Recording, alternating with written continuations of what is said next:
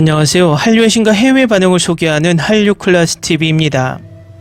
오늘은 한국의 오컬트 사극은 정말 폭발적이다란 제목의 중국 포털 바이드에 올라온 중국 리뷰 기사를 살펴보고 이 드라마를 몰려보며 열광하는 중국 반응까지 살펴보겠습니다.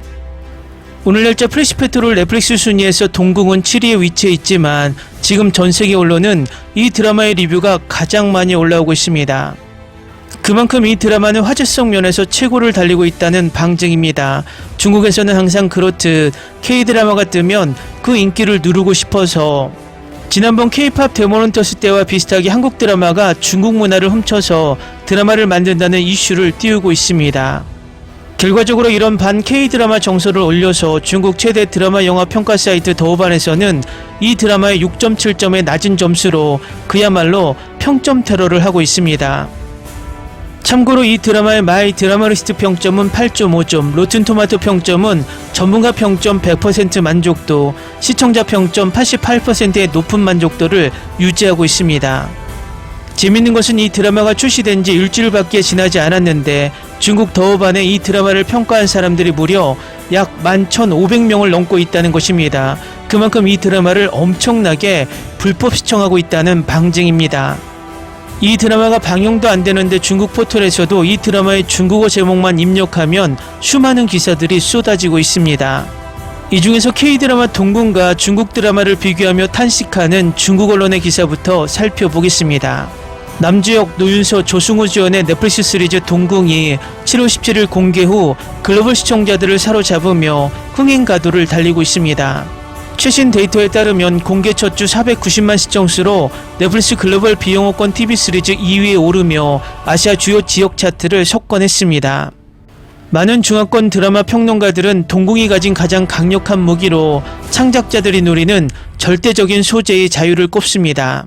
이 작품은 샤머니즘 무속신앙과 원한 맺힌 악귀 그리고 구중궁궐을 피로 물들인 잔혹한 저주를 극의 전면에 대담하게 내세워 중심 스토리를 이끌어갑니다. 심지어 색채를 배제한 독창적인 미학으로 가득 찬 영적 영역, 즉 귀의 세계라는 완벽한 사후세계관을 구축해냈습니다. 이 작품은 드라마 손도 게스트와 불가사를 집필한 권설아 서재현 부부 작가가 극본을 맡아 중화권 전역 시청자들에게 그 탄탄한 서사의 깊이를 완전히 인정받았습니다. 극중 도사리는 오싹한 괴담들은 억울하게 죽은 원혼, 시신을 빌려 부활한 역기 그리고 동양의 전통 장례의식 등 동양 민속신앙 체계에 대한 철저한 고증 속에 정교하게 녹아 있습니다. 무엇보다 이 작품이 더욱 고무적인 점은 대중의 입맛에 맞추기 위해 억지로 집어넣는 남녀 주인공의 인위적인 로맨스를 과감히 거부했다는 것입니다. 대신 구천과 생강 두 사람이 서로의 결핍을 채워주며 묵직하고 순수하게 이어지는 영혼의 연대감에 집중해 서사의 깊이를 더했습니다. 넷플릭스는 동궁을 위해 350억 원에 달하는 거액의 제작비를 아낌없이 투입했습니다.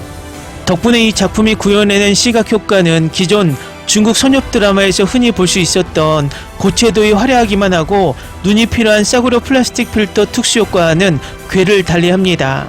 본작의 미술 감독은 채도를 낮춘 차가운 그레이 톤을 메인 컬러로 잡고 화면 전반에 과감하게 짙은 음영을 활용했습니다. 이는 구중궁궐의 삼엄함은 물론 사람의 마음이 귀신보다 더 음산하게 변해버린 궁궐 안의 서늘한 분위기를 시각적으로 완벽하게 연출해냈습니다.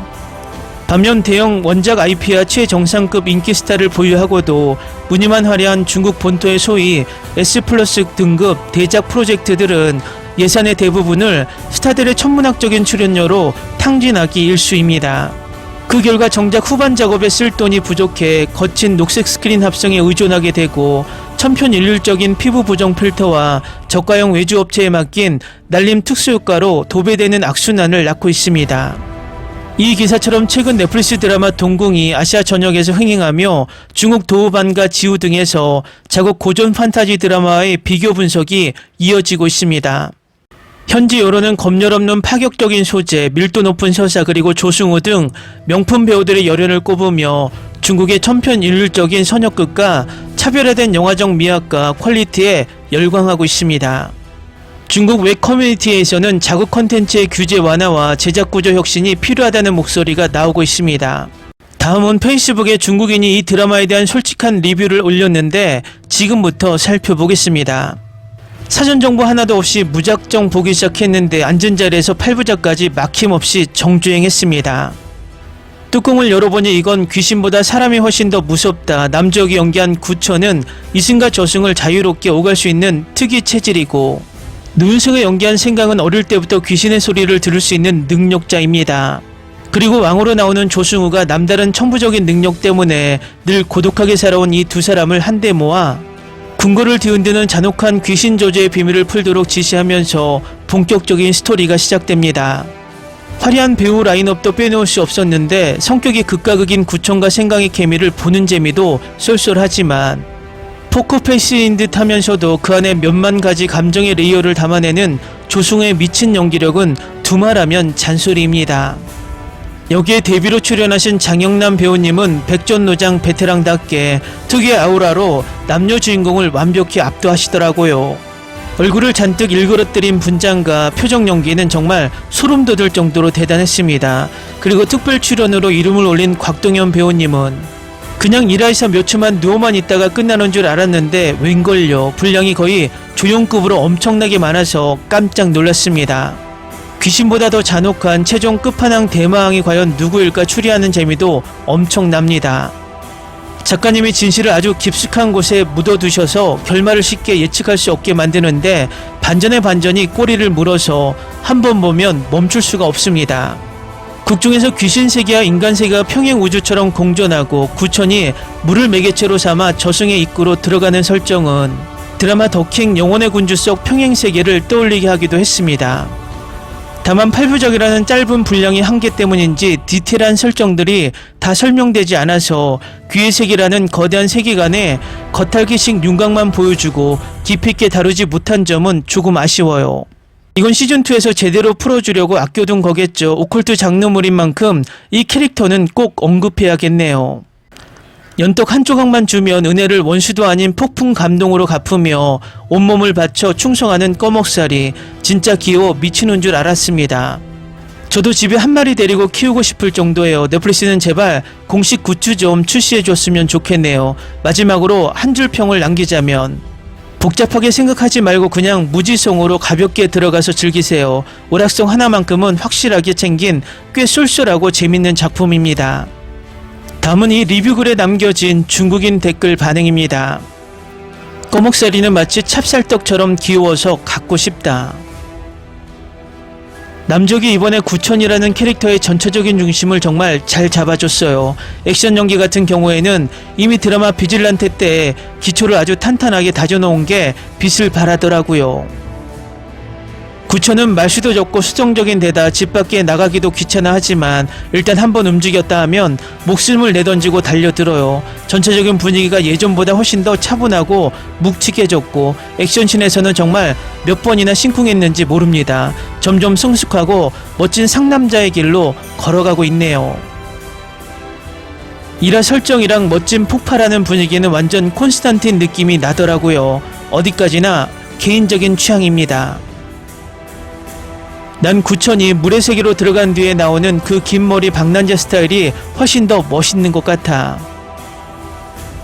넷플릭스는 정말 잘 알고 있습니다. 참깨가루 코팅된 모찌 완전히 바이럴이 되었고 단순히 사진을 올리는 것이 아니라 이제는 영상까지 공개했습니다. 내 말이 그 말이에요. 저도 그거 보면서 진짜 너무 귀엽다고 생각했거든요. 완전 흑임자 인절미같이 생겼어요. 오랜만에 보는 남주혁, 이제는 정말 성숙하고 묵직한 멋이 느껴지는 남자가 됐네요. 무당이 모시는 신주신이 구천이랑 싸울 때 비웃듯이 입꼬리를 씩 찢으며 장난치듯 웃는 모습이 나왔는데 완전 영화 조커가 연상되더라고요. 마지막 결전 때 구천이 더 큰 힘을 얻으려고 태초의 귀미한테 모종의 거래를 제안하잖아요. 전 당연히 싸움이 다 끝나고 나면 구천이 그 대가로 뭘 치렀는지 뒷이야기를 제대로 풀어줄 줄 알았거든요. 그런데 그냥 그러고 끝이라고요. 태초의 기매가 채운 쇠사슬이 마지막까지 구천의 몸에 계속 묶여 있잖아요. 일종의 열린 결말인 셈이죠. 나는 어떤 거대하고 영혼을 짓누르는 대가를 치를 거라고 완전히 예상했다. 결말은 그냥 해피엔딩인 셈 치죠 뭐. 그나저나 쇠사슬이 계속 묶여있는 걸 보니 꺼목사리가 구천이를 쳐다보는 눈빛만 봐도 제가 다 조마조마하고 걱정되더라고요. 꺼목사리는 한 조각의 떡을 평생의 헌신으로 바꾼 것, 이제 그들은 함께 가까워졌다. 댓글 반응 잘 보셨나요? 중국은 내부의 게시판에 남기는 중국인들의 댓글과 외부에 있는 게시판에 남기는 댓글이 다릅니다. 내부에 있는 게시판에는 서로 눈치를 보면서 K드라마를 재밌게 봤어도 다른 이들에게 그 재밌게 본 것을 들키면 욕을 먹을까봐 제대로 된 평가를 하지 못합니다. 반면 페이스북이나 레딧에 올라오는 중국인들의 K드라마 평은 그나마 정상적으로 남겨지고 있어서 재밌습니다. 결국 중국 드라마도 표현의 자유가 없어서 발전이 없고 드라마를 보고도 제대로 평가하는 문화가 없으니 또 중국 드라마가 발전이 없는 것입니다. 재밌게 잘 보셨나요? 여러분의 구독, 좋아요, 댓글, 알림 설정은 영상 제작에 큰 힘이 됩니다. 이 영상을 보신 모든 분들 항상 대박 나시고 행복하시길 바랍니다.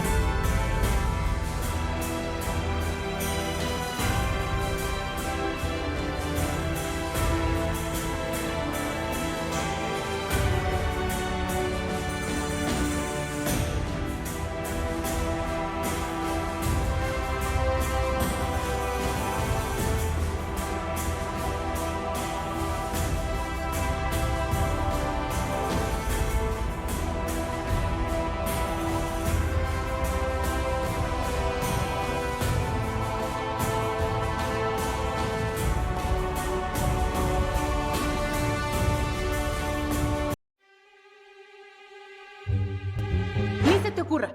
Olvida el ganso y los tomates. No hables de las ballenas. No es un acuario.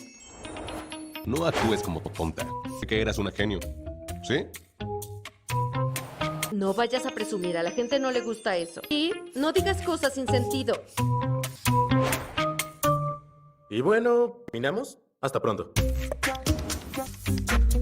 Abogada, tengo mucha curiosidad por conocerla.